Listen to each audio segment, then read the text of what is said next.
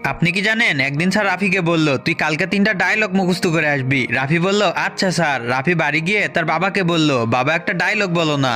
বাবা ব্যস্ত ছিলেন, তাই রেগে গিয়ে বললেন, তোর বকবক ভালো লাগছে না, এখান থেকে যা। রাফি বড় ভাইয়ের কাছে গিয়ে একই কথা বলল। ভাইও রেগে গিয়ে বলল, বেশি কথা বললে থাপড়ায় তোর দাঁত ফালাই দিমু কিন্তু। রাফি এবার দাদার কাছে গেল, দাদাও রেগে বলল, তুই একটা পাগল ছাড়ার কিচ্ছুই না। পরের দিন স্যার রাফিকে বলল, ডায়লগগুলো বল। তখন রাফি বলতে শুরু করলো, তোর বকবক আর ভাল লাগছে না, তুই যা তো। স্যার রেগে গিয়ে হেড স্যারের কাছে নিয়ে গেল। হেড স্যার বলল, তুমি তোমার স্যারের সাথে বেয়াদবি করেছো কেন? তখন রাফি বলল, বেশি কথা কইলে থাপড়ায়া দাঁত ফালাই দিমু কিন্তু। হেড স্যার তখন চরম রেগে গিয়ে বললেন, তুমি জানো আমি কে?